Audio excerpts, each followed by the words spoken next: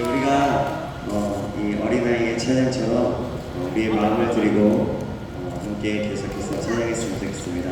나는 하나님을 예배하는 예배자입니다. 우리가 믿음으로 고백하면서 기도했으면 좋겠습니다. 가사는 없습니다. 나는 하나님을 예배하는 예배자입니다.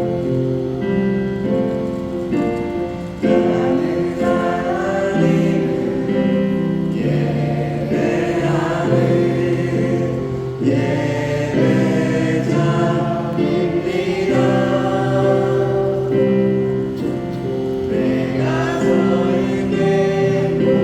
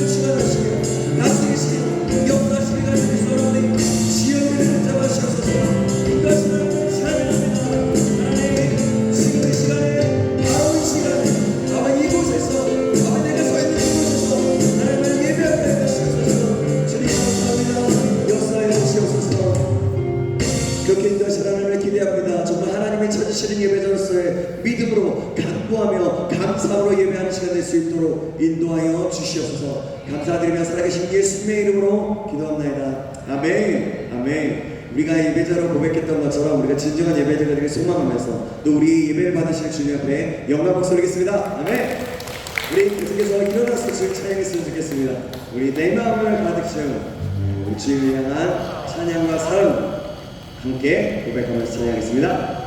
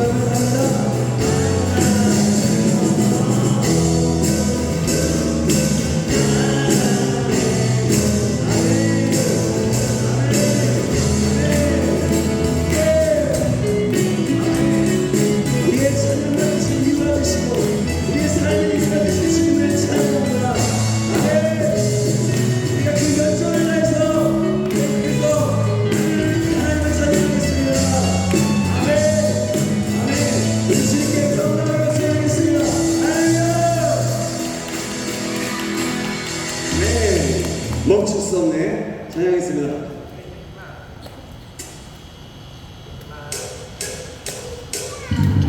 박수 치면서 둘, 셋, 넷. 다시 한번 하나, 둘, 셋, 예.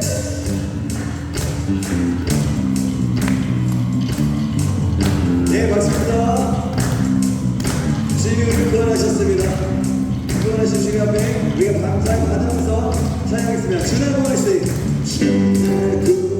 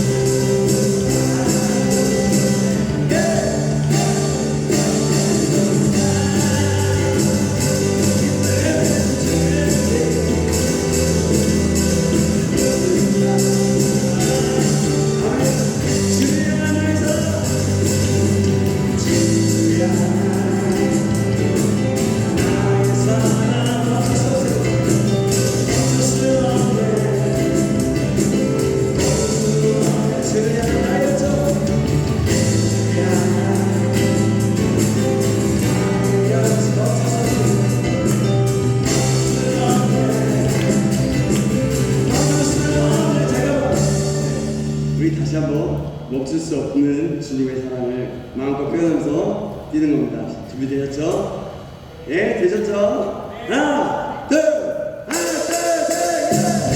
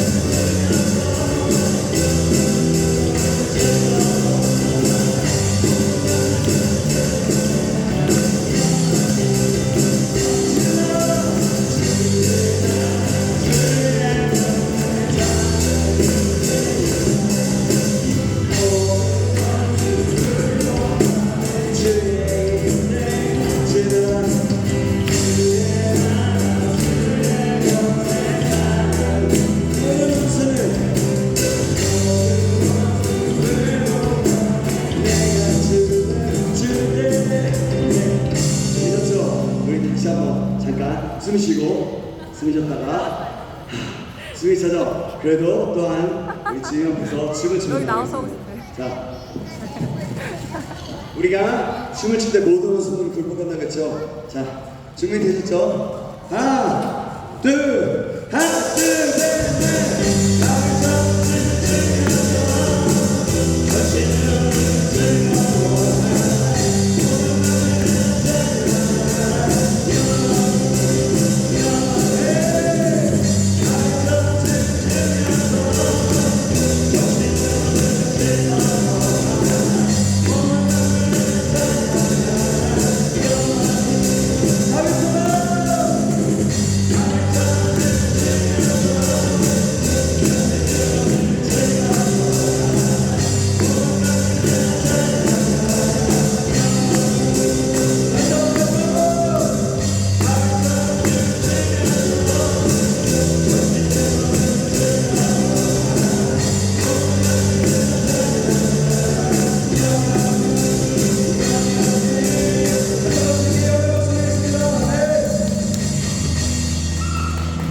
네,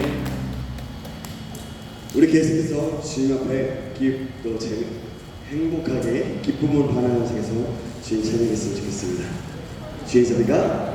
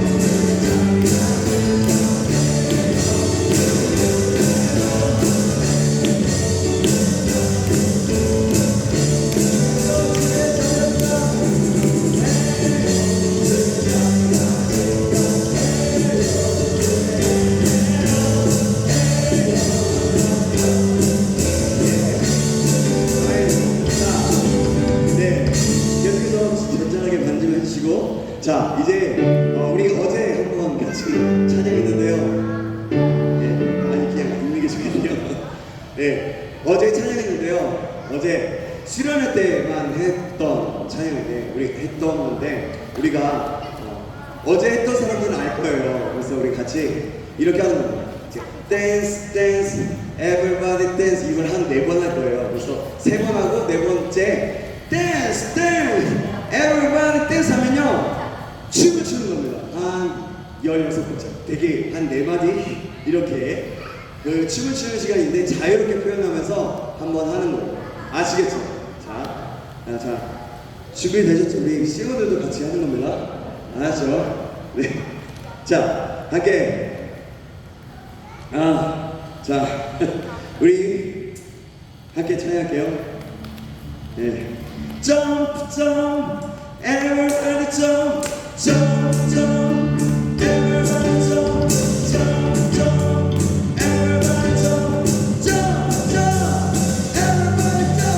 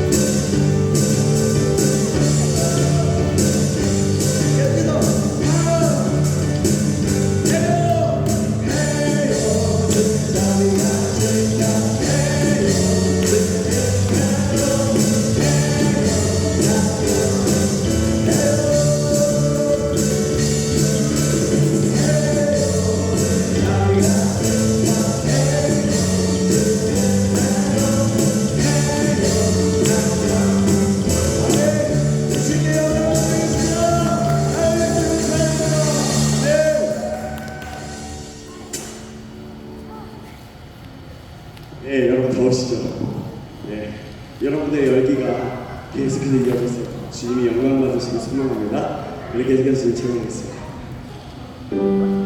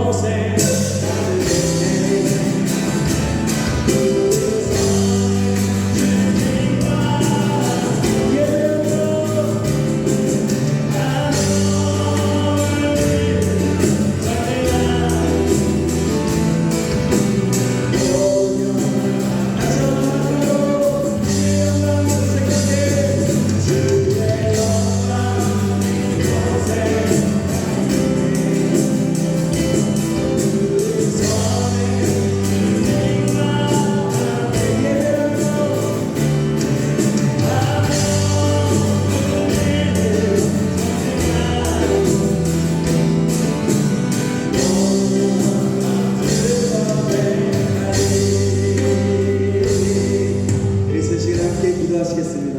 이 시간 기도할 때 하나님 정말 주님께서 우리를 군사로 부르셨는데 이런 주위에 서다고 강한 형사라고 부르시고 말씀하시는 우리가 이제는 일어나 붙이는 바라보고 이제는 모든 열방 이 세상의 주님을 바라보고 나올 때까지 모든 악한 세력들이 떠나가고 무너지는 그날까지 우리가 우리의 삶을 다해서 우리의 마음을 다해서 영적 군사가 되어서 싸움에서 이겨나갈 수 있도록 승리해 나갈 수 있도록 하나님의 나라를 확장할 수 있는 그런 믿음의 사람 믿음의 군대가 될 수 있도록 군인이 될 수 있도록 기도해달라고 우리 다같이 기도하시고 계속해서 이어지는 강의 가운데 서구의 충만을 위해서 우리 다같이 주여 한번 치고 기도하시겠습니다. 주여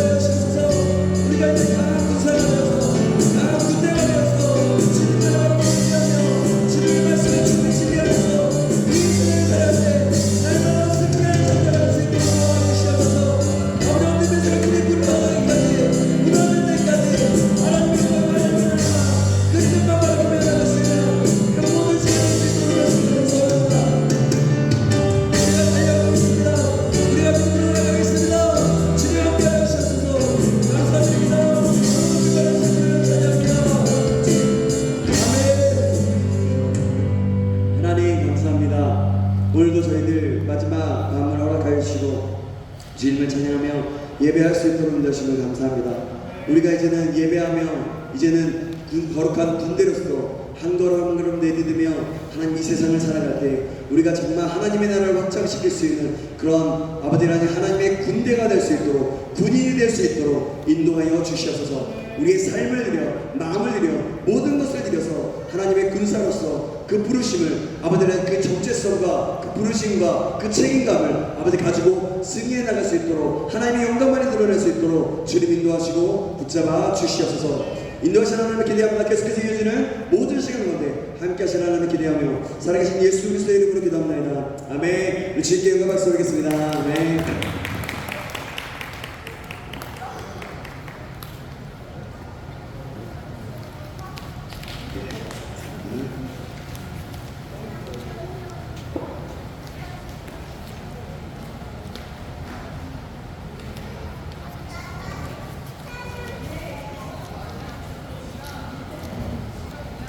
PPT 한번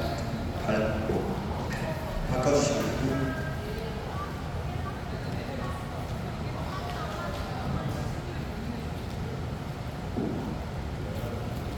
제가 그 화면으로 띄워놨거든요.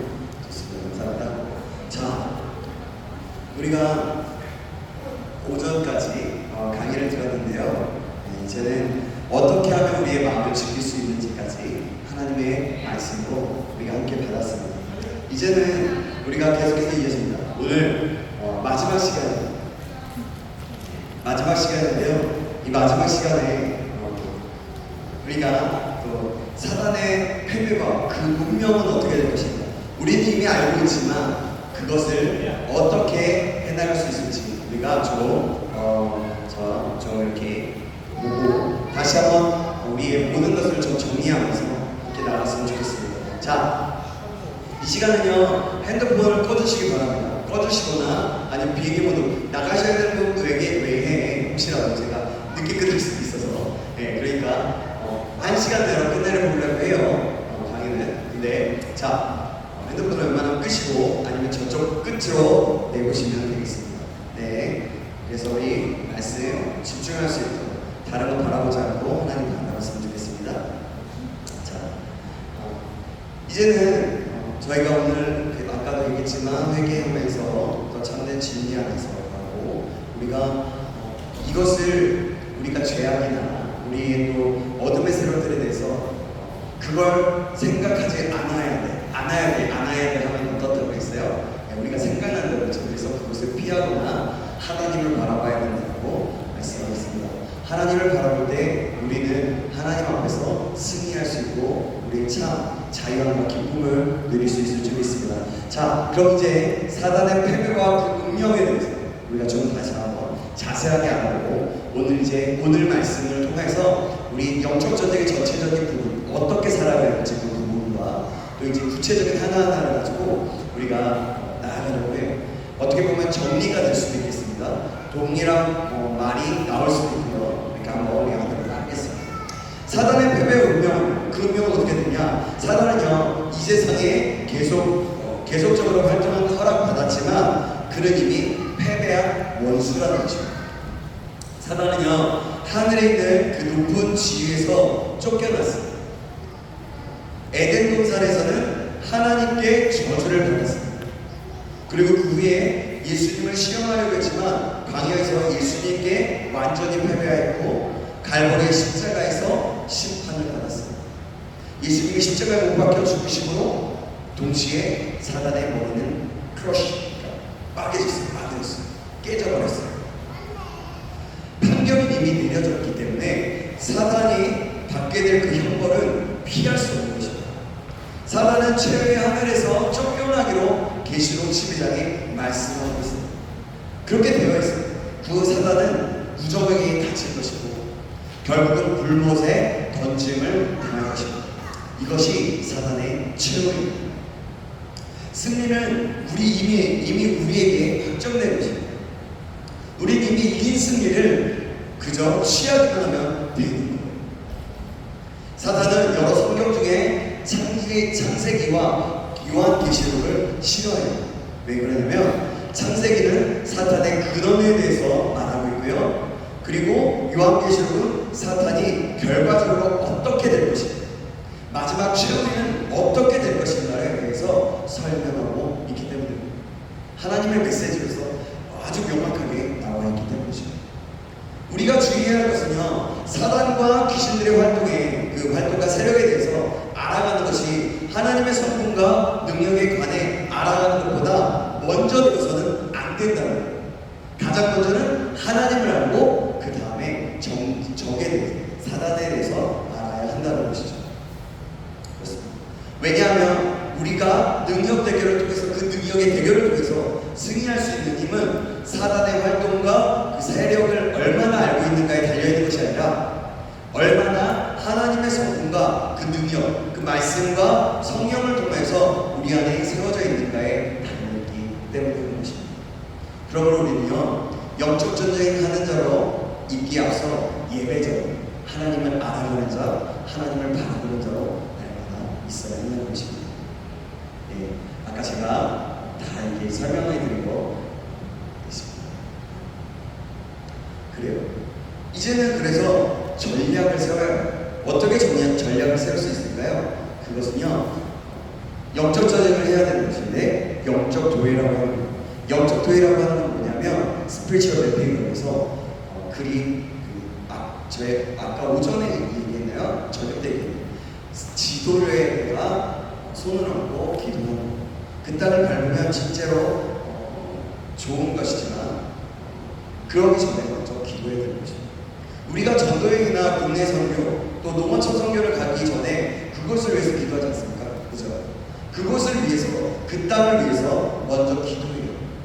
기도하는 가운데 드는 마음이 있다면 적거나 그 지도를 보고 써보는 거예요.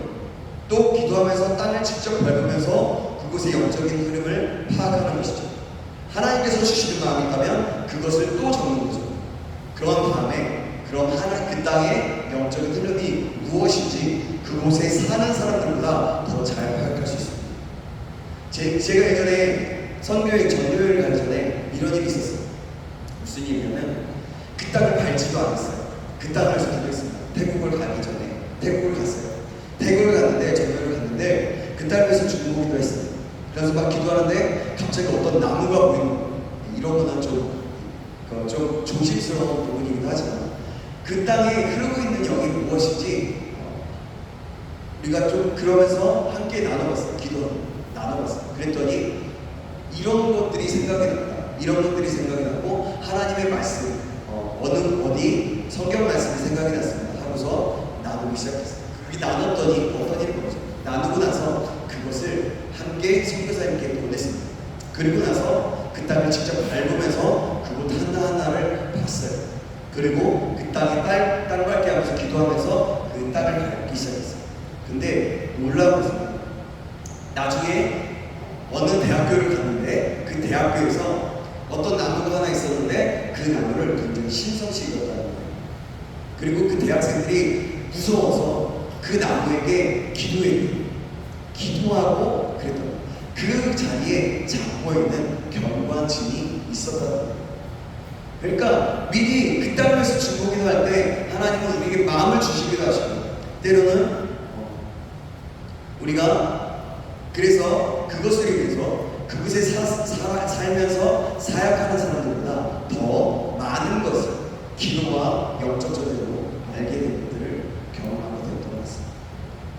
우리도 마찬가지로 그런 것들이 어떻게 보면 우리의 전략이 되는 거죠. 기도하면서. 그것을 그래서 지도에 그려나가는 것, 그래서 그렇게 기도하면서 지도를 한 번씩 그려나가는 것, 어느 지역 어느 부분에는 이런 것들이 생각나서 써보는 것, 그것이 영적 도약. 이거는 예수전도에서 하는 거예요. 근데 이 부분은 어떻게 보면 우리 교회에 대해서는 참 땅밟기 하면서 되게 위험하다라고 이렇게 얘기를 하기도 하죠. 그래서 이 부분은 그냥 어떠한 전략적인 부분이 될 수 있다는 것, 그걸 유념하시면 될 것 같습니다. 그래서 우리는 그때 마지막으로 그 부분에 대해서 얘기하면 영적도에 대해서 얘기하면 그 땅을 직접 밟았고 그 땅에 나아갔을 때 그곳에 있는 전도를 그 땅에 전도를 했을 때 그 대학생들을 만났을 때 그들의 두려움과 그들의 생각들과 그런 것들 진들을 파악하여서 영적으로 파악해서 전도할 수 있어요. 그래서 한 영혼이 천하보다 귀하게 여긴다고 말씀하셨죠. 그 한 영혼이 주님 앞에 돌아오게 돼요. 그래서 우리 집회에 함께 참여하고 돌아오게 놀라는 역사가 있었어요. 그래서 그 친구가 어떻게 했냐면 나중에 주님 앞에 헌신하며 내가 사역자로 헌신하겠다라고 그렇게 이야기했던 것들이 기억에 없습니다. 그러면 우리는 어떻게 해야 될까요? 또 무장을 해야 됩니다. 어떻게 무장을 해야 될까요? 전쟁을 하기 위해서는 군복을 입고 전투구를 쓰고 총을 들고 수류탄을 달고 그리고 무장하는 것처럼 우리가 영적인 군사들인 우리도 마귀의 괴계를 능히 대적하기 위해서 하나님의 전신갑주를 입어야 합니다. 특히 악한 시험이 될 때 능히 사단을 대적하기 위해서는요 하나님의 전신갑주를 취해야 되는 것입니다. 우리는 언제나 어떤 환경 속에 영적으로 도덕적으로 시험받게 될지 모릅니다. 우리 사단은 계속해서 우리를 시험합니다.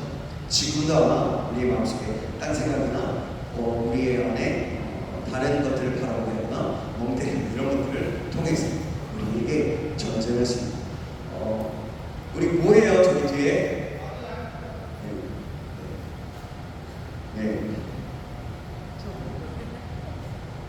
네, 그래요. 자, 잠깐만요. 어디까지 있는지.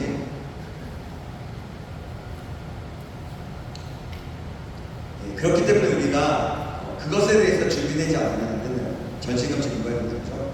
어떤 의미에서 이 전신갑주의 것들은 전부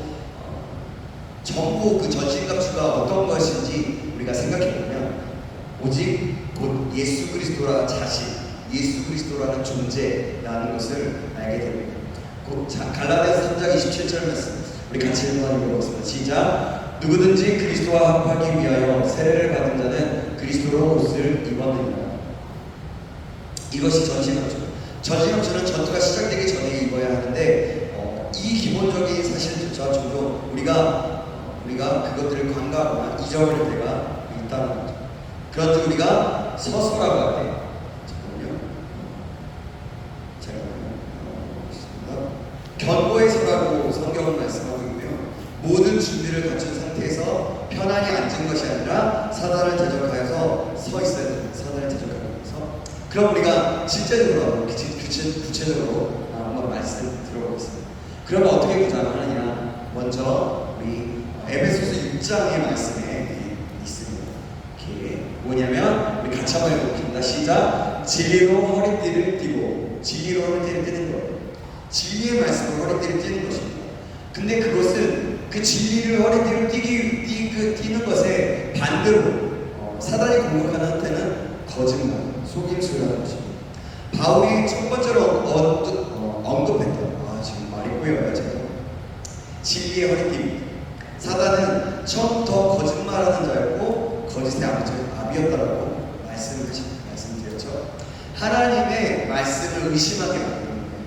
그 결과 아주 효과적이게 사단은 그의 전투 계획을 바꾸지 않았습니다. 바울이 진리의 허리띠를 첫 번째로 이야기했던 이유가 여기 있는데요. 로마 군인에게 있어서 허리를 두르는 가죽띠는 몸을 무장함에 있어서 가장 기본적인 필수적인 거거든요. 그래서 허리띠는 사람들의 복장을 묶어줌으로써 움직임을 민첩하고 허리를 눌러 힘을 쓸 수 있게 해야 하는 거예요. 그런 의미가 있습니다. 바울은 우리에게 대해서 진리의 허리띠를 삼아야 한다고 말씀하고 있습니다. 그 진리란 두 가지 의미로 쓸 수 있는데요. 두 가지 의미. 하나는 뭐냐면 바로 하나님의 말씀. 우리가 아까도 들었죠. 하나님의 말씀. 그리고 어떤 것이냐면 우리의 내적인 진실함과 정직함을 볼 수 있겠습니다. 시편 51편 6절에 보면 보소서 주께서는 중심이 진실함을 원하시오니 내게 지혜를 능히 가르치시리이다. 주님께서는 그 중심의 진실함, 하나님을 말하면 진실함을 볼 수 있는데요. 그런 진실함을 가지고 나아가요. 중심으로부터 진실한 사람, 근본적인 동기와 태도가 진실한 사람을 원한다. 그래서 우리의 내면의 근본적인 동기를 진실된 마음, 겸손하고 진실된 마음으로 가져야 된다는 거죠. 그래요. 자, 그러면 하나님의 말씀과 진리로 나아가야 되고요. 두 번째로는 무엇일까요? 두 번째로는 의의 힘, 호신경. 지금은 의의 호신경이라고 해요. 호신경을 붙이고 그 사단의 공격할 때는 악한 죄의 욕망, 왜 그러냐면 흉배 호신경은요 로마 군인들이 가슴을 차고 다니던 것이었는데요. 이것은 뭐냐면 적의 칼이나 창 또는 화살로부터 가슴을 보호하기 위한 것이었어요. 특히 상처를 받을 경우에 치명적이 될 수 있기 때문에 신장 부위를 보호하기 위한 것이었어요. 그런데 오늘 성경은 이 호신경, 의의 호신경으로 부르고 있어요. 의의 흉배는 이것이 뜻하는 바가 있는데요. 그게 뭐냐면 하나님과의 바른 관계를 의의 호신경. 사단의 전략은요 우리의 죄를 우리 앞에 두는 거예요. 그러니까 죄를 짓게 하는 거죠. 우리에게 이미 고백한 죄를 상기시키거나 그 죄 때문에 하나님께서 우리를 원치 않으시고 사용할 수 없다라고 믿게 만들어요. 내 죄 때문에 죄책감을 갖게 만든다는 거죠. 그래서 우리의 죄가 너무 흉악하기 때문에 하나님께서 결국 우리를 용서하지 않으실 것이라고 믿게 하는 거예요. 만약에 우리가 그런 것 중에 어느 하나라도 믿는다면 그것은 의의 흉배 없이 전쟁에 나가는 것과 마찬가지입니다. 로마서 8장 1절 같이 읽겠습니다. 시작. 그러므로 이제 그리스도 예수 안에 있는 자에게는 결코 정죄함이 없나니. 그리고 다음 절 읽어볼게요. 시작. 누가 능히 하나님께서 택하신 자들을 고발하리요 의롭다 하신 이는 하나님이시니. 또 한 구절 말씀 읽어보겠습니다. 시작. 누가 정죄하리요 죽으실 뿐 아니라 다시 살아나신 이는 그리스도 예수시니 그는 하나님 우편에 계신 자요 우리를 위하여 간구하시는 자십니다. 하나님의 은혜로 인해서 우리는 예수님께서 십자가에 달리시고 그리고 예수 그리스도를 믿는 그런 단순한 믿음으로 우리가 의롭다함을 받는 거예요. 자기 자신의 의가 내 자신의 의가 아니라 하나님의 의, 그러니까 하나님의 옷으로 입히는 거죠. 예수 그리스도의 그 은혜로만. 그래서 하나님 앞에서 정죄함을 받지 않고 인정을 받는다는 것. 이것이 참소, 사단의 거짓말, 참소에 하는 그 양심의 가장 근본적인 방어가 되는 거예요. 그래서 이게 의의 효신경이라고 말할 수 있는 거죠. 이것은 결국 뭐냐면 하나님과 관계를 맺는 그런 부분이라고 볼 수 있습니다. 이것처럼 우리가 하나님과의 관계처럼 더 훌륭한 아주 좋은 우리 보호막은 없어요. 자, 그래요. 자, 의의 두 번째 의의 호신경에서 의의 두 번째 의는 의로운 삶을 말하는데요. 성경에서 의는 항상 관계 안에서 설명되어지고 있어요. 그래서 미움, 다툼, 시기, 질투, 죄를 지을 때마다 고백하고 용서받아야 하는 것이죠.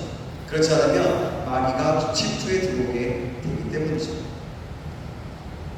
계속해서 반복되는 말씀인데요. 우리가 같이 또 에베소서 4장 25절, 24절, 25절 제가 24절, 여러분 25절 읽어주시겠습니다. 하나님을 따라 의와 진리의 거룩함으로 지으심을 받은 새 사람을 이루라.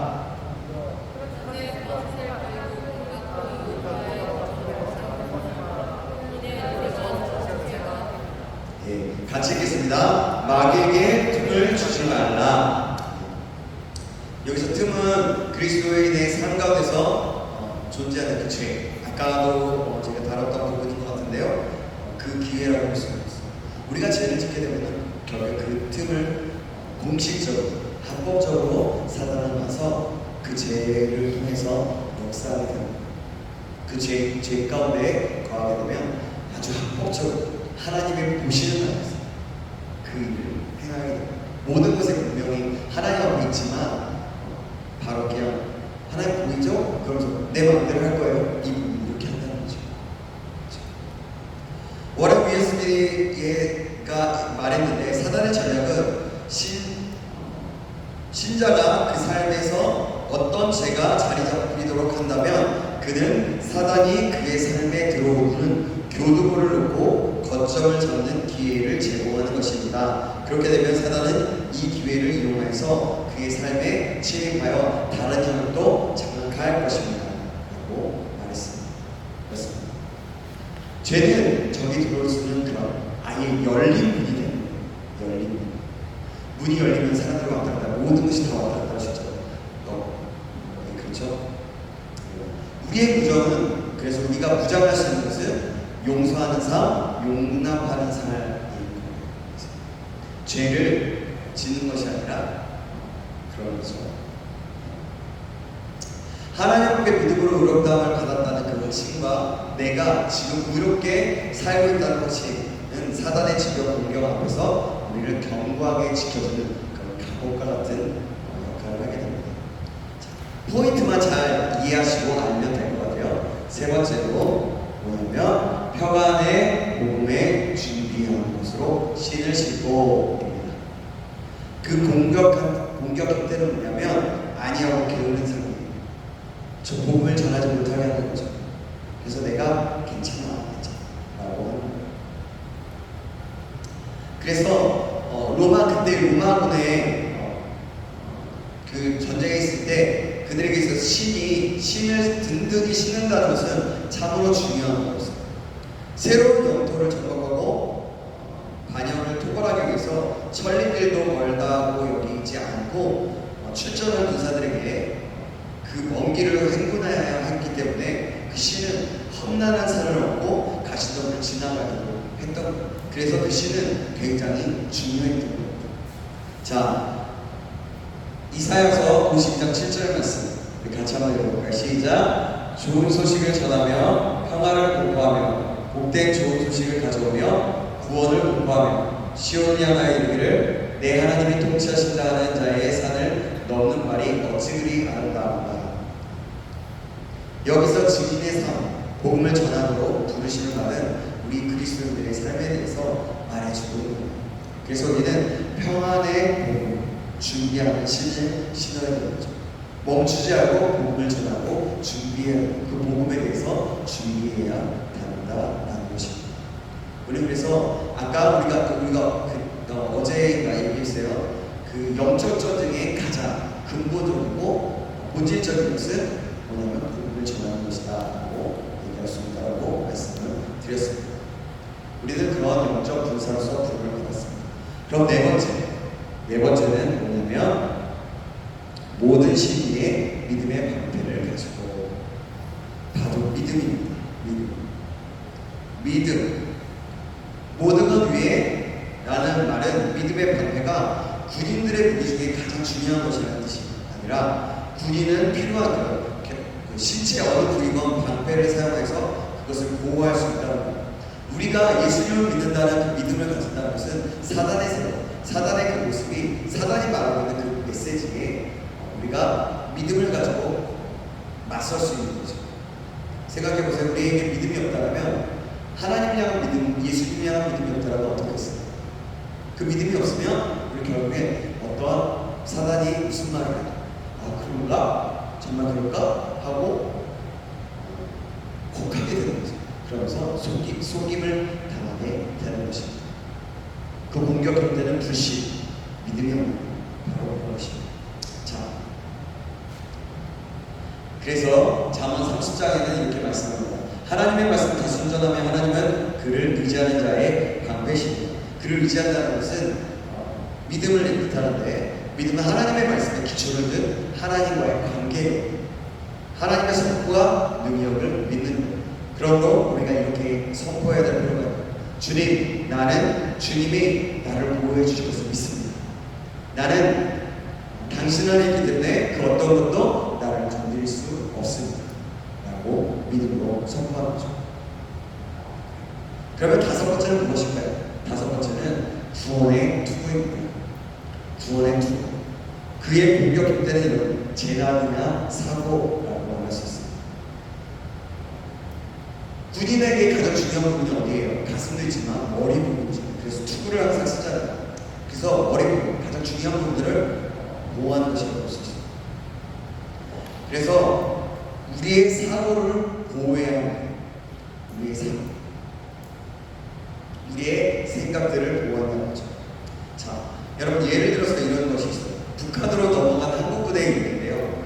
처음에는 헛소리라고 하지만 매일 들으니까 그 모든 이야기가 그럴듯하게 들려서 그 말을 듣고 어리석게도 한국군이 철책을 넘어서 돌아오지 못할 길을 가버려서 결국 북한군이 되었다는 겁니다. 계속해서 북한에서 메시지를 듣고 그러다 보니까 그 말을 들으니까 나도 모르게 내가 북한, 그래 이게 맞아 라는 사상과 생각으로 사로잡히게 되었다는 거죠. 결국 생각이 바뀌게 됩니다. 생각이 바꿔버린다면 그래서 전신갑주와 장비들을 봤던 것도 아무 소용이 없습니다. 그래서 우리는 머리, 생각, 마음을 보호해야 합니다. 날마다 지켜야 하는 거죠.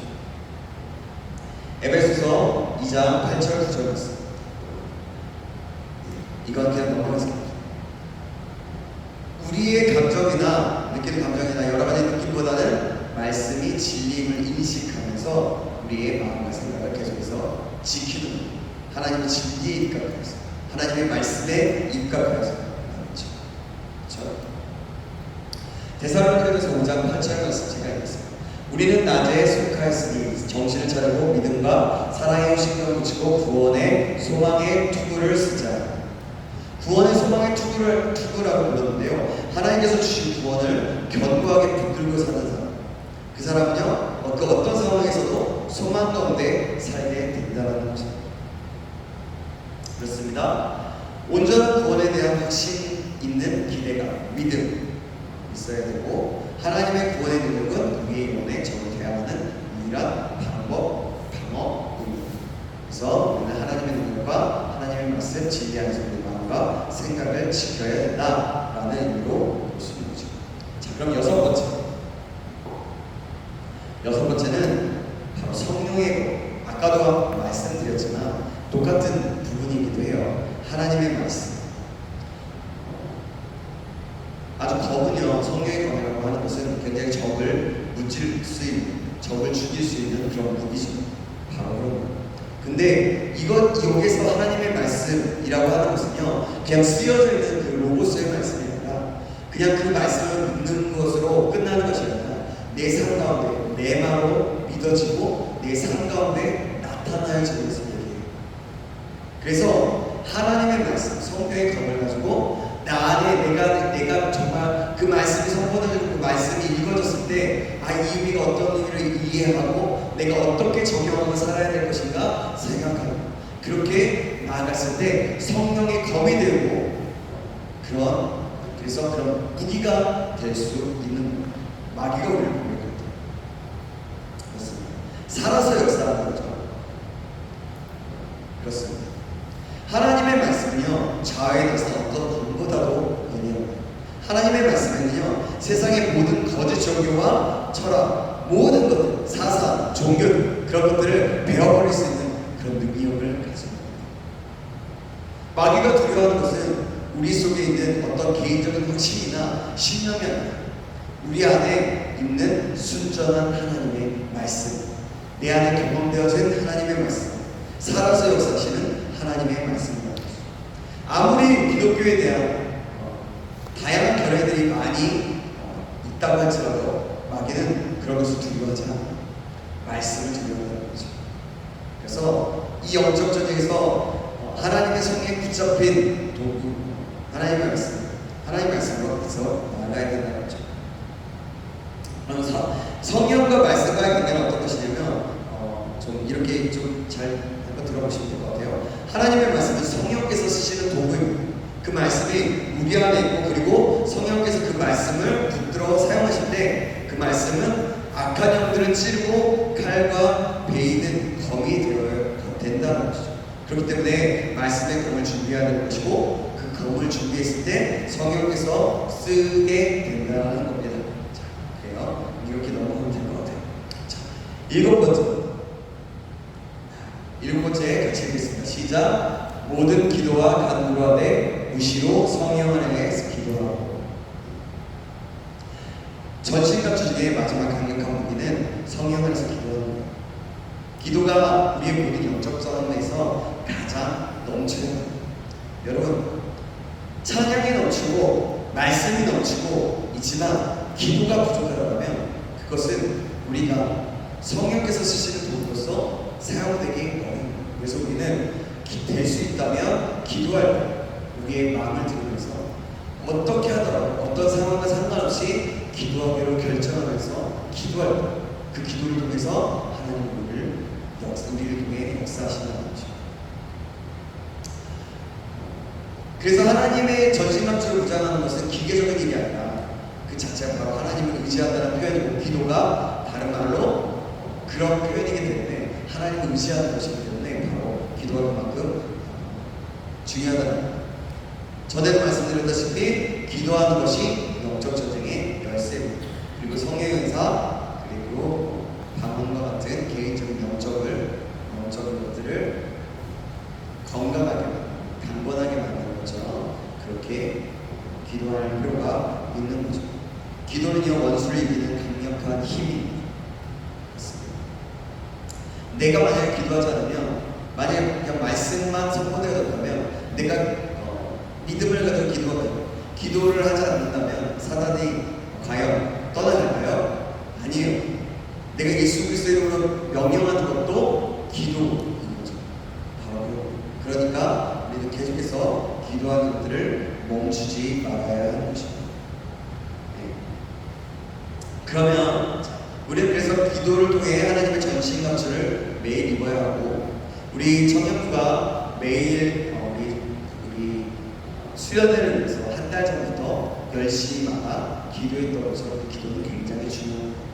그래서 그 기도 10시마다 기도했던 것처럼 우리가 날마다 하루의 시간을 떼서 기도하는 그런 시간을 갖는 것, 그것도 굉장히 우리 삶에 굉장히 중요한 것이고 영적적인 무기가 될 수 있습니다.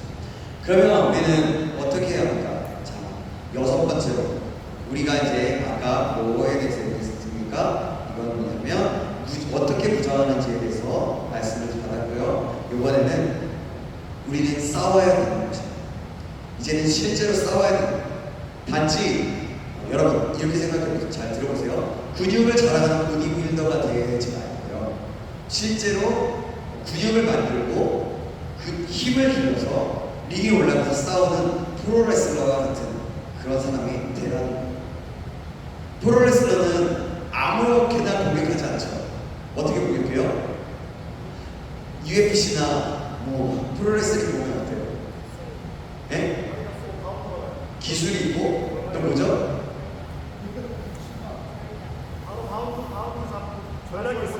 네, 그래요. 상대방이 그냥 허점을 노리고 그리고 급수를 칠 때까지 기다리고 있다가 한 방 딱 매기죠. 잽, 권투도 마찬가지. 잽을 조금씩 매기다가 한 번에 팍 치면 제대로 맞으면 그게 다운되는 거죠. 그런 것처럼. 영적 증거도 마찬가지예요. 하나님의 때를 기다리는 인내도 필요한 거예요. 그래서 싸울 때 우리는 그냥 싸워요. 야 덤벼. 그래서 무조건 싸우는 게 아니에요. 그래서 무조건 막 이렇게 싸운 거라고 친다고 해서 싸움에서 이깁니까? 그렇지 않잖아요. 진짜 잘 싸우는 사람은 딱 있다가 한번 치는 거 피하다가 근데 빡 때리더라고요. 그래서 영적적인 참여한 그리스도의 군사가 꼭 알아야 할 사실들이 있는데 또 그것이 뭐냐면 자 사단의 능력은 제한되어 있다. 아까도 그 전에 말씀드렸죠. 천사의 그 능력밖에 없다라고 말씀드렸습니다. 놀라운 힘을 발휘할지라도 사단의 능력은 제한되어 있습니다. 모든 소유물이 이 세상에 그 가운데 있더라도 그것은 제한된다는 거죠. 또 둘째로 뭐냐면 예수 그리스도의 그는 완전히 패배되었습니다. 이건 우리가 저기 한 번 얘기했던 부분을 정리하면 나가는 거예요. 세 번째로 패배자가 지금 잘못했어요. 패배자 사단은 우리 그리스도인에게 이빨 빠진 사자나 독사와 같은 존재입니다. 사단이 그런 존재예요. 우는 사자는 두려움을 주기 위함. 근데 그 사자는 보면 늙은 사자들이 많이 나가는 거 같이 들었던 것 같은데요. 어쨌든 그래요. 이빨 빠진 사자는 이빨 빠진 사자, 이빨 빠진 독사와 같은 거죠. 아무리 뱀이 이가 빠지면 어떻게 돼요? 아무리 불어도 아무것도 안 되잖아요. 그죠? 상처는 좀 나올 수도 있지만 그죠? 그래요. 그러면 우리에게 주신 하나님의 권세가 무엇인지 그리고 그것을 어떻게 사용하는지 알아보겠습니다. 우리가 이것도 정리해 가면서 보는 거예요. 자, 그것은 우리의 기초가 되는 하나님의 말씀입니다. 자, 성령의 너무 말씀을 가지고 두 번째로 예수 그리스도의 이름입니다. 예수 그리스도의 이름이 우리의 권세이죠. 예수 그리스도의 이름을 믿고 예수 그리스도의 이름으로 나아갈 때 우리는 승리하고 예수의 권세를 사용할 수 있는 겁니다. 세 번째로는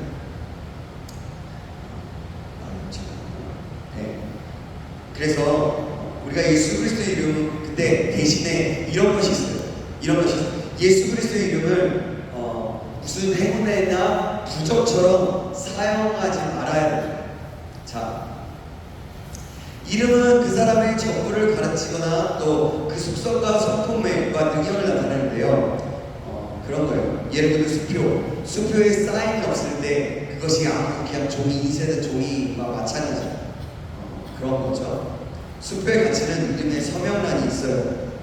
그냥 10만 원, 100만 원 얘기하는 게 아니에요. 1000만 원, 아니면 1억 이런 거 얘기해요. 꼭 우리가 사인을 갖잖아요. 사인을 갖잖아요. 그것이 가치를 표현할 수 있기 때문에. 근데 우리가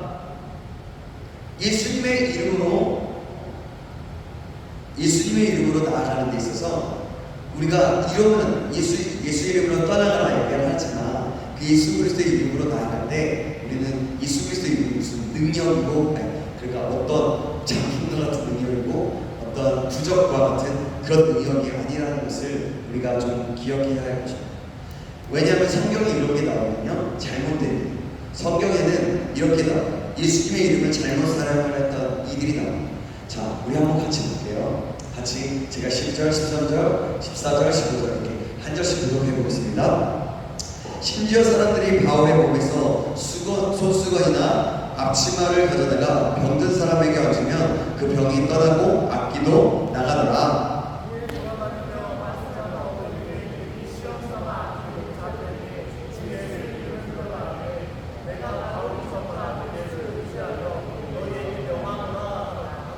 유대의 한 제사장 스게와 7 아들도 이 일을 행하더니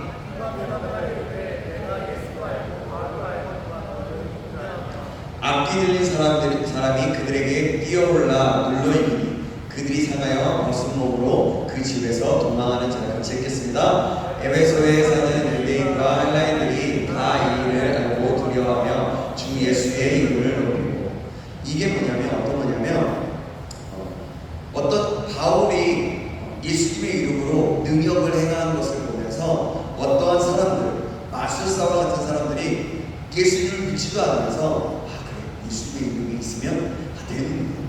그래서 예수님의 이름으로 마귀들을 물리치려고 했는데, 야, 나는 바울더라, 예수님더라, 너는 대체 누구냐 하는 거예요. 그러니까 이렇게 똑같이 무조건 따라한다고 해서 되지 않는다. 이게 잘못 사용했다는 거죠. 그냥 무조건 예수 이름을 떠나라 라고 얘기했을 때 물러가는 게 아니라 진짜 믿음을 가지고, 내 속에 믿음을 가지고 예수의 이름으로 명령하니 떠나갈 것을 믿으면서 떠나가는 거예요. 그럴 때 마귀가 물러가는 거예요. 그때 하나님의 놀라운 그런 일로 우리 예수님의 권세를 사용할 수 있게 된다는 것입니다. 이게 또한 예수님과 어떤 관계 속에 있는 거예요. 내가 믿지 않는다면 그 관계는 이루어지지 않기 때문이죠. 그렇죠? 계속해서 반복되는 말입니다. 그럼 세 번째 무엇인가요? 바로 예수 그리스도의 보혈입니다. 우리의 속죄를 얘기해요. 자, 계시록 한번 읽어보겠습니다. 시작. 또 우리 형제들이 어린 양의 피와 자기들이 증언하는 말씀으로써 그를 이겼으니 그들을 죽기까지 자기들의 생명을 아끼지 아니하였도다. 자, 이것도 한번 출애굽기도 같이 읽어보겠습니다. 제가 읽고 여러분이 한 구절 교독합니다. 모세가 이스라엘 모든 장로들을 불러서 그들에게 이르되 너희는 나가서 너희의 가족대로 어린 양을 택하여 유월절 양으로 잡고,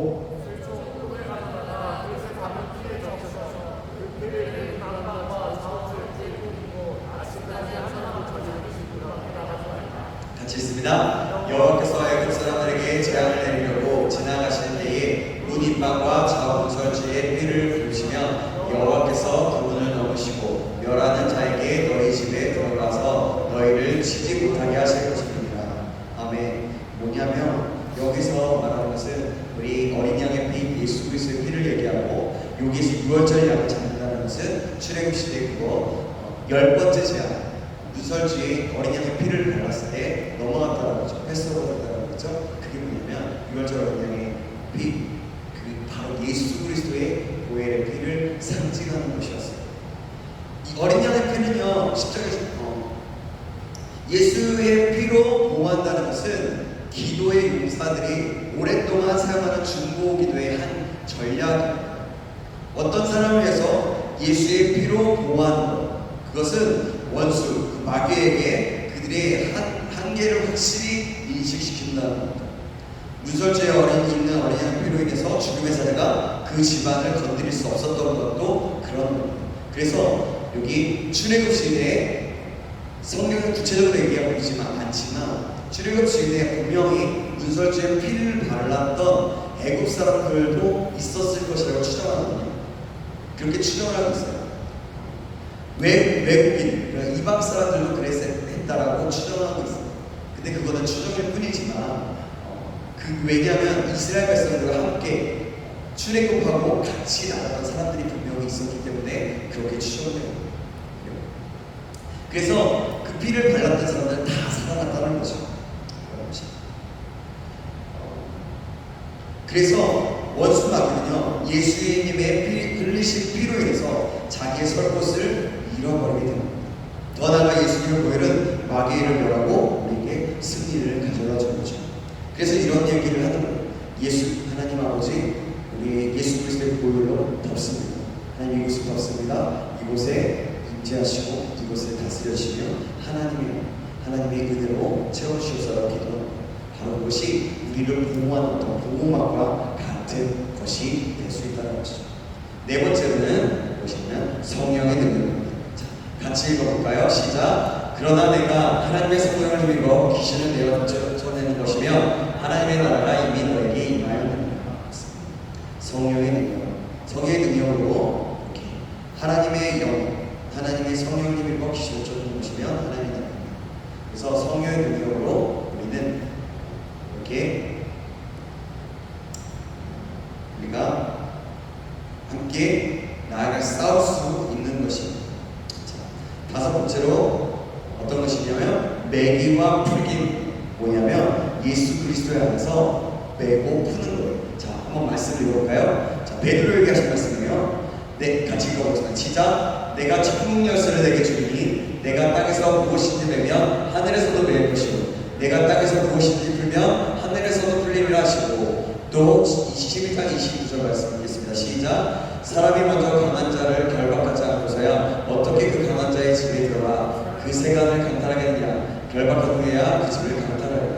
이게 뭐냐면 어떤 거냐면 예수님께서 마귀를 쫓을 때 하신 거예요. 그리고 결박한다는 말은 헬라어에 의해서 동물이 달아나는 것을 막으려고 묶거나 조이는 것을 얘기하는 거예요. 신약 사전을 찾아보면 맨다라는 그 개념이 뭐냐면 강한 자의 물건을 빼앗기 전에 먼저 강한 자를 묶어야만 한다는 것으로 언급하고 있습니다. 믿는 자들은 마귀를 대적하거나 그를 묶는 권세와 권리와 권세를 가지고 있는 겁니다. 그래서 베드로가 주는 그리스도여 살아계신 하나님의 아들이십니다라고 했을 때 예수님께서 베드로를 축복하면서 혈과 육이 아니라 성령께서 그것을 가르쳐 주신다고 하면서 하는 거죠. 그래서 하늘에서 이렇게 내가 땅에서 배면 하늘에서 배일 것이다 그런 의미를 조금 제가 설명드렸던 거죠. 그러면 푸는 것의 의미를 찾아볼게요. 이것은 뭐냐면 포로를 자유롭게 하는 것인데요. 풀다라는 것은 뭐냐면 어떤 묶거나 조인 것을 느슨하게 한다, 자유롭게 한다라는 뜻을 얘기하고 감옥을 면하다, 건강의 회복, 속박, 병에서 자유롭게 된다라고 말을 하고 있습니다.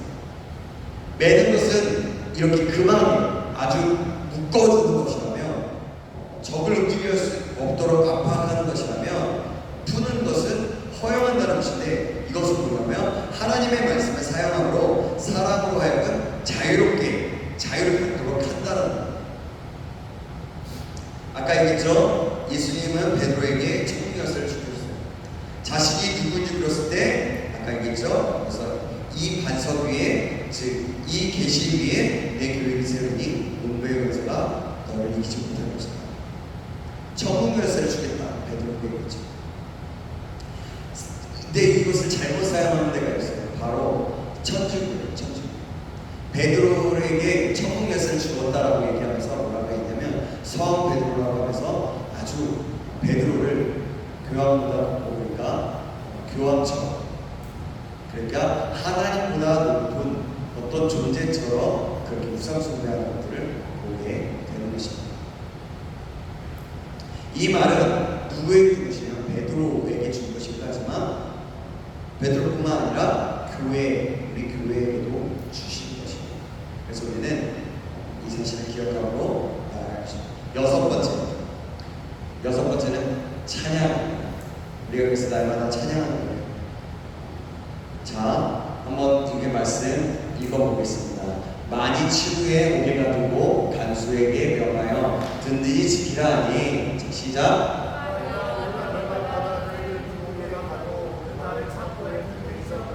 한밤중에 바울과 시므가 기도하고 하나님을 찬양하며 죄수들이 듣더라.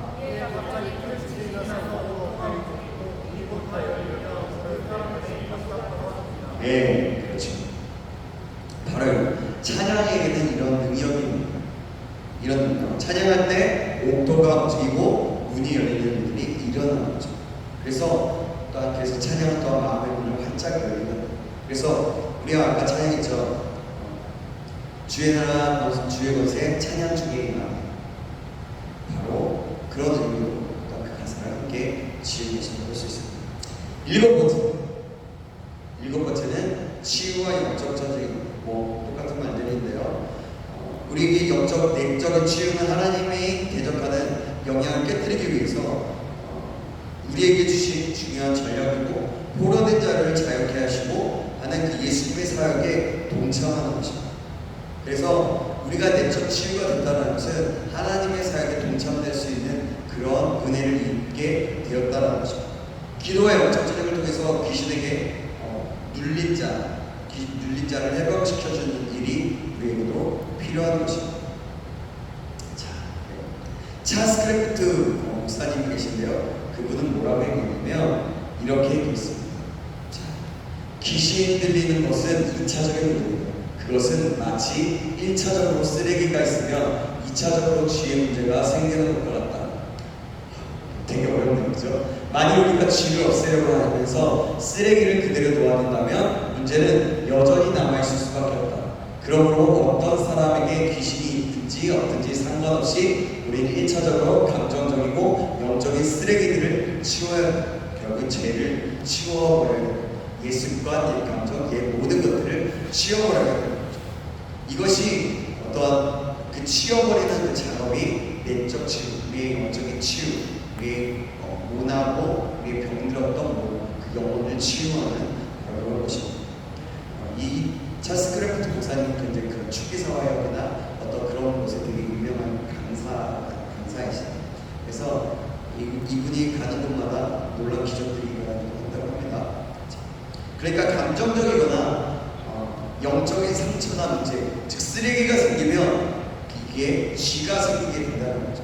여기 이때 쥐를 아무리 없앤다고 해도 더러운 쓰레기가 그대로 있으면 쥐는 다시 나타나고 감정적인 문제들 그런 것들이 쫓아오고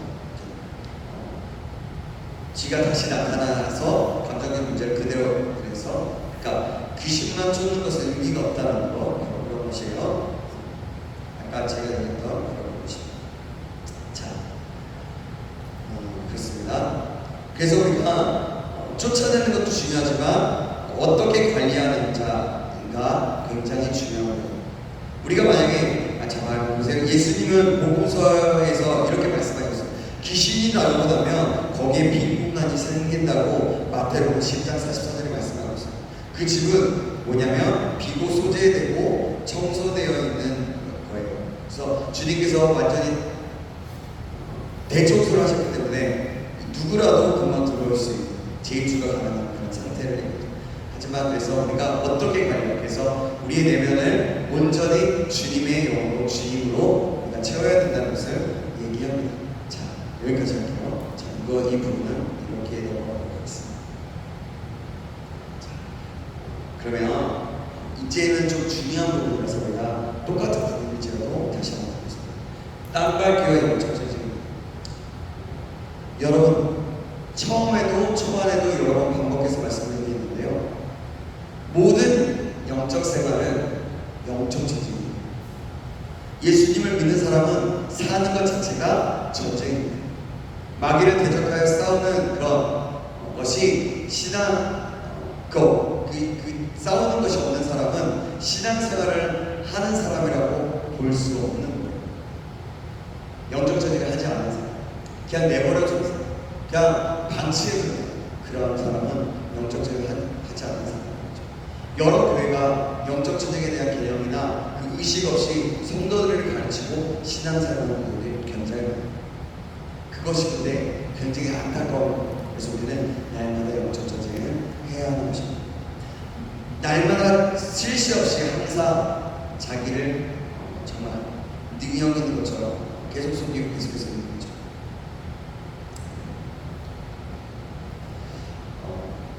또한 우리가 또 중요한 것이 있는데 영적 전쟁에서 중요한 것이 있는데 가장 중요한 것이 뭐냐면 모든 전쟁은 전쟁의 결과가 골방에서 결판됩니다. 또 전도 현장의 역사도 신앙생활도 승리하는 직장생활도 모두 골방에서 결판됩니다. 그래서 골방은 생수의 강같이 젖줄과 같이 예수를 믿는 사람에게는 절실한 것이고 골방은 자기가 결단하는 결심이고 또 다짐한다고 되는 것이 아닙니다. 말씀의 기도의 영적인 교제에 빨려들어요. 이 말은 뭐냐면 골방이라는 것은 하나님과 만날 장소, 기도하는 장소를 얘기하는 거예요. 그래서 골방에서 모든 것이 판명난다는 거예요. 내 생활에 기도 생활이 없으면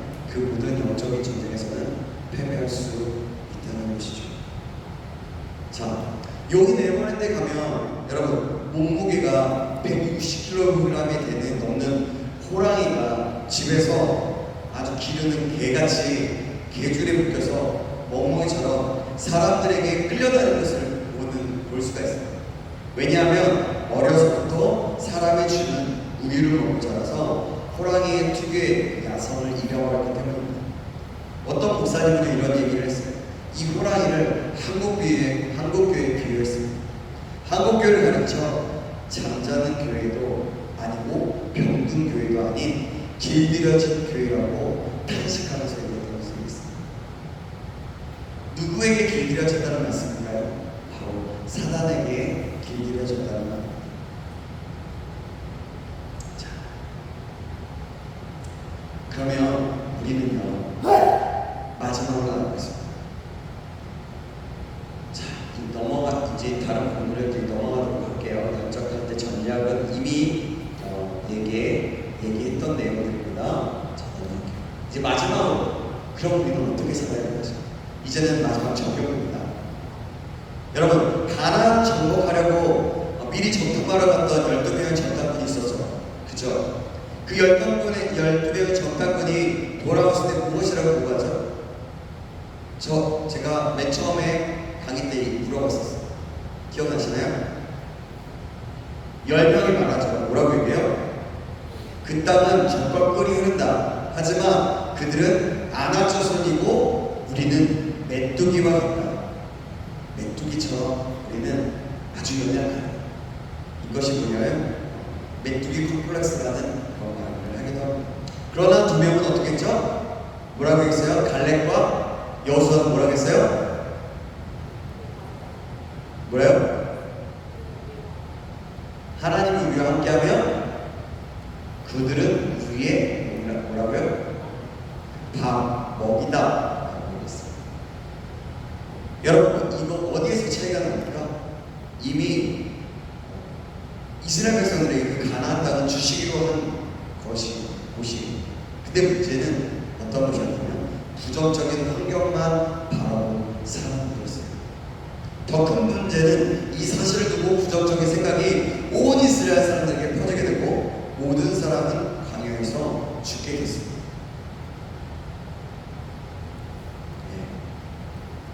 제가 이거까지 했었나요? 그래요. 왜 사실 그러면 그렇게 죽게 되는데 왜 40년간의 광야 생활이 필요했을까요? 왜 필요했을까요? 제가 예전에도 우리 말씀을 전할 때 한번 얘기했는데요. 뭐냐면 노예 근성, 세상적인 사고방식, 노예 근성을 깨뜨리고 그 굳은 노예의 때를 없애주기 위한 것이었어요. 그러지 않으면 절대로 안 되기 때문이었어요. 그들은 노예처럼 살아갈 수밖에 없었기 때문입니다. 그 때를 없애지 않으면 절대로 안 되는 것이죠. 진짜 신앙생활을 하는 것은 광야가 아니라 여러분, 광야가 아니라 가나안입니다. 우리가 광야 같은 세상을 살아다닌다고 했죠. 그것은 훈련하는 자주가 될 수 있지만 실제로 살아가는 것은 결국 가나안과의 싸움이죠. 가나안을 위해 광야의 시간이 있었고 40년이 지나 가나안에 들어갈 때가 왔습니다. 이스라엘 백성들에게 홍해를 건널 때는 그 건널 때와 요단강을 건널 때의 차이는 뭐냐면 홍해를 건널 때는 모세가 지팡이를 들고 하나님께 부르짖었을 때 홍해가 갈라졌어요. 그러나 요단강을 건넜을 때 어떻게 했어요? 뭐냐면 먼저 발을 담궜어요. 발을 담그라고 명령하고 발을 담궜을 때 그 요단강이 갈라졌어요. 즉 여러분 이 말을 보시면 목숨을 내놓는 마음으로 가는. 왜냐하면 요단강이 굉장히 창이라 굉장히 높은 굉장히 그 기간을 먹었죠. 어쨌든 굉장히 강이 넘쳐 흘렀을 때 그때의 시간이었어요. 그렇다면 우리는 두려움에 휩싸일 수도 있지만 우리가 믿음으로 한 걸음 내딛었을 때 하나님께서 하시겠다는 것을 믿었습니다. 목숨을 걸고 내딛었을 때 실제적으로 홍해 그 가난 요단강이 갈라졌던 것처럼 말이죠. 우리가 계속해서 배웠던 것들이 바로 이런 것인데요. 그리고 제자훈련에서 우리가 또 배웠던 부분들이 이런 진리 부분들 중에 하나입니다. 만약에 우리가 예수 제자 훈련에서 배웠던 것이 진리였다. 그리고 오늘 우리가 말씀에서 우리가 이번 수련회 때 말씀을 통해서 배웠던 것이 진리라면, 그렇다면 세상에서도 진리가 됩니다. 그렇지 않으면 우리는 허망하게 질 수밖에 없는 이 말씀, 우리가 배운 것들이 진리였다면 그것이 우리의 삶 가운데 직접적으로 나타내어져야 한다는 거예요. 이 사고, 이 생각, 이 배웠던 것들을 마음판에 새기고 그대로 해나가야 되는 거죠. 여러분, 무엇이 가난입니까? 무엇이 가난? 바로 우리가 살고 있는 이곳, 바로 이 순간, 지금 이것이 가난입니다. 우리가 살아가는 정말 피나게 싸우는 이 세상이라는 것이 가난. 내가 살고 있는 이 가난을 적과 꿀이 흐르는 땅으로 만들어야 됩니다. 여러분, 여리고성은 어떻게 무너뜨리죠? 어떻게 무너뜨리죠? 주님의 음성을 듣고 믿음으로 순종하였을 때 무너졌어요. 상식적으로 생각했을 때는 무너지기가 힘들잖아요. 하루 돌아, 이틀 돌아, 아무 말 하지 마. 3일 돌아. 근데 마지막 7번째 되는 날은 7번 돌아. 그리고 소리를 외쳐요. 여러분, 생각으로, 여러분, 우리의 기본적인 어떤 개념으로서 이것은 실제 이루어질 수 없는, 그러나 믿음으로 하나님의 주님의 음성을 듣고 순종하였을 때 여리고성은 무너지게 되었던 것입니다. 이제 거의 다 왔습니다. 우리가 믿고 순종하면서 나가는 만큼 그 땅은 우리의 땅이 되는 거예요. 히브리서 3장 15절에서 4장 2절의 말씀 우리 한번 볼까요? 이거를 제가 죄송해요. 제가 읽어드릴게요. 잘 들어보세요. 성경에 읽었을 때 오늘 너희가 그의 음성을 듣거든 경노하시게 하던 것 같이 너희 마음을 완고하게 하지 말라 하였으니 듣고 경노하시게 하던 자가 누구냐? 모세를 따라 애굽에서 나온 모든 사람이 아니냐?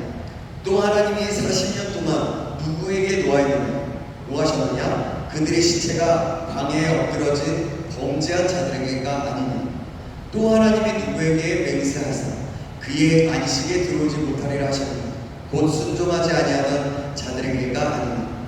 이로 보건대 그들이 믿지 아니함으로 능히 들어가지 못한 것이다.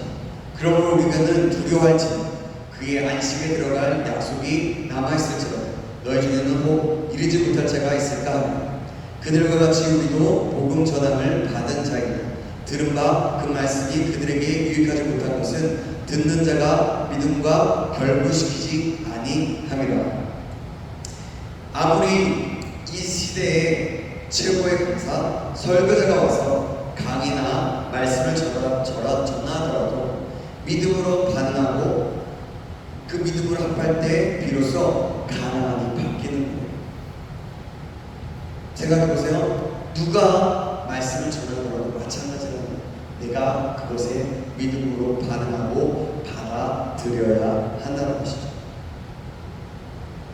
요한일서 5장 4절에 이렇게 말씀합니다.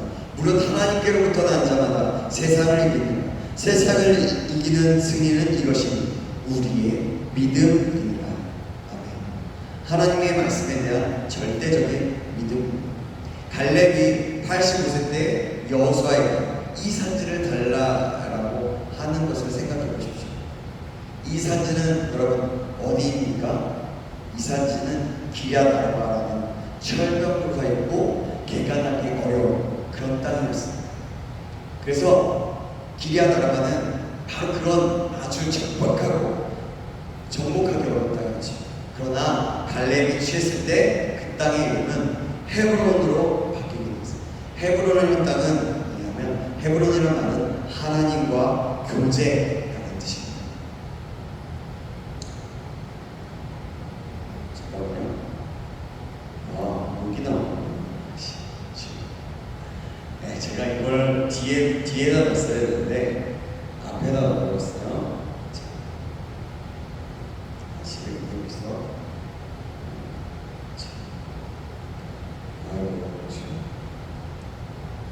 자, 이제 마무리하도록 하겠습니다. 우리는 하나님을 향한 오직 하나님의 말씀에 절대적인 믿음을 가져야 합니다. 그런 믿음을 가지고 뭐라고요? 절대적인 믿음을 가지고 나아가야 됩니다. 이런 거, 이 눈에 아무것도 아니 배워도 믿음만 가져서 늘 걸어요. 이 찬양처. 또 우리는 가만히 못살아요. 이것들을 기억해야 돼요. 그리고 우리는 그냥 우리만 바꾸려고 하는 사람이 아닌 네이션 체인저예요. 나라를 바꾸고 세상을 바꾸고 이 세계에 자리하고 있는 마귀의 세력들을 물리치면서 이 세상 각 영역들에 들어가므로 그것들을 바꾸는 네이션 체인저라는 뜻이죠. 모든 하나님이 말씀하신 것을 믿음으로 받아들여야 됩니다. 그럴 때 여러분은 무너질 것입니다. 그리고 바다 위를 걷게 되는 놀라운 기적을 경험하게 될 것입니다. 여러분 이 사실을 믿고 따르고 나아가길 소망합니다. 계속 반복되는 말씀들이 나와서 제가 대략적인 좀 이해가 되시는지 모르겠어요. 대략적인 그런 말씀들을 좀 가지고 하나하나씩 짚으면서 나가서 포인트만 굉장히 포인트만 기억하시면 될 것 같아요. 중요한 그 포인트를 가지고 우리가 함께 나갈 때 될 수 있을 것 같습니다. 자, 우리 같이 좀 찬양할게요. 우리 주님 다시 오실 때까지.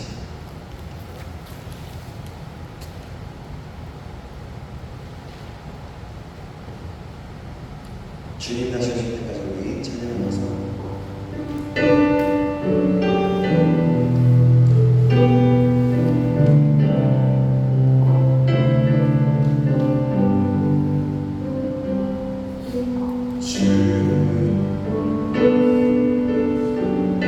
너무 높아요. 여기 안무가 있어요. B 플랫도 있습니다. 네. 여기 있어요. 깜짝 놀랐어요. 예.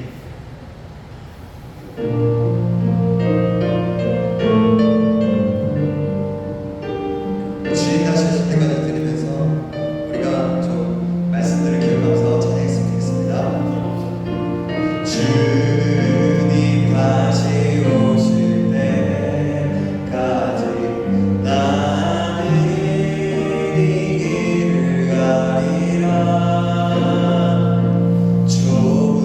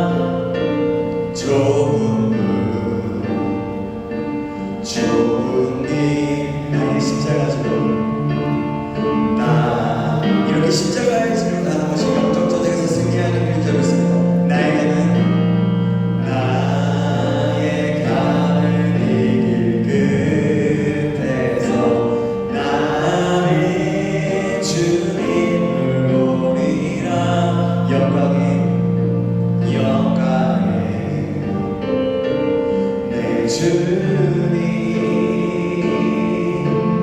나를 맞아주시리. 주님 다시 오실 때까지, 주님 다시 오실 때까지 나는 일어나 달려가리라. 주의 영광 온 땅 덮을 때 나는 일어나 노래하리. 내 사모하는 주님 온 세상 그대시라. 내 사모하는 주님 영광의 왕이. 내 사모하는 주님, 내 사모하는 주님 온 세상 그대시라. 내 사모하는 주님 영광의 왕이시라. 그래서 이 시간에 함께 기도할 때 하나님, 이제는 우리가 영적 군사로 살아가요. 믿음을 가지고 하나님의 말씀을 절대적인 믿는 믿음을 가지고 살아가게 합니다. 내가 강한 용사임을 알고 믿음으로 살아내게 합니다. 하나님의 말씀으로, 예수 그리스도의 이름으로, 예수 그리스도의 보이는 능력으로, 성령의 능력으로, 예수 그리스도 안에서 매기와 불기로, 찬양으로, 예수 그리스도 안에 치유와 영적 전쟁을 가지고, 믿음을 가지고 영적 전쟁을 하면서 승리하는 믿음의 사람 될 수 있도록 주님 인도하여 주셔서 우리 간단한 마음으로 주여 한번 치고 기도하시겠습니다. 주여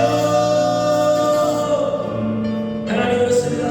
하나님 아버지를 저는 이 시간에 기도합니다. 간절히 기도합니다. 하나님 아버지, 이제는 아버지의 영적 전쟁의 군사로서 아버지 승리를 살릴 수 있도록 도와주옵소서.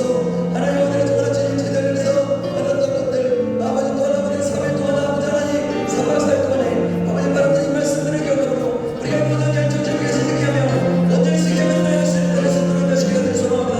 예수 그리스도의 이름으로 아버지 예수 그리스도의 보혈과 아버지 성령의 능력을 말미암아 아버지 예수 그리스도 안에서 매기와 불기로 찬양으로 예수 그리스도 안에서 치유와 영적 전쟁을 가지고 아버지 그 믿음을 가지고 온전히 나아갈 수 있도록 도와주셔서 이를 내가 한번 증거하는 게 배울지라도 믿음을 가지고서 아버지 한 걸음 내딛는 때 요단강이 건넜던 것처럼 우리의 목숨과 마음과 힘을 가지고 온전히 달려갈 수 있는 자를 수 있도록 주여 역사하시게 하는 소망합니다.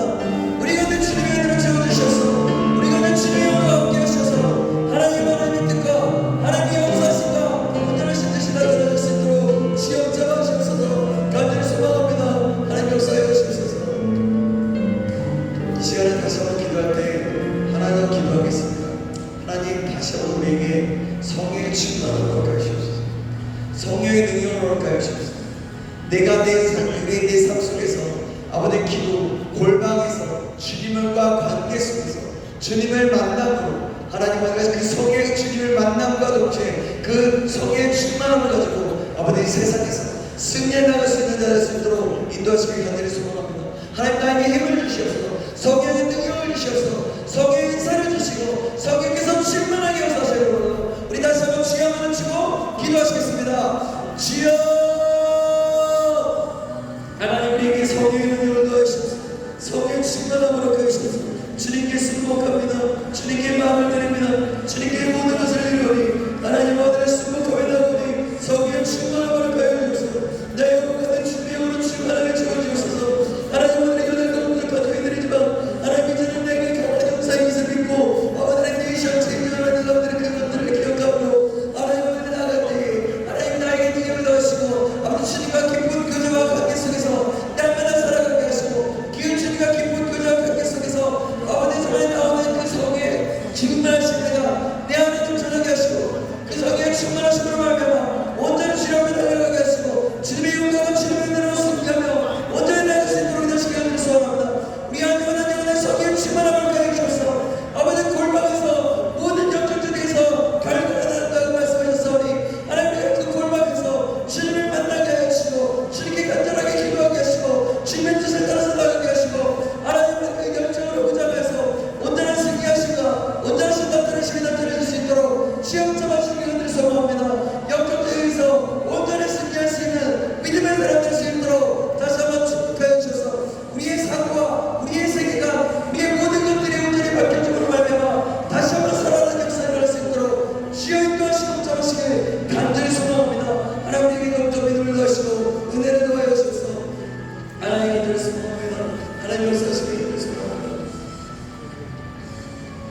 의학적으로 이렇게 같이 좀 동그랗게 앉아보겠습니다. 동그랗게 앉아볼까요? 원을 그려서 좀 앉아보겠습니다. 우리가 좀 손을 잡고 기도했습니다.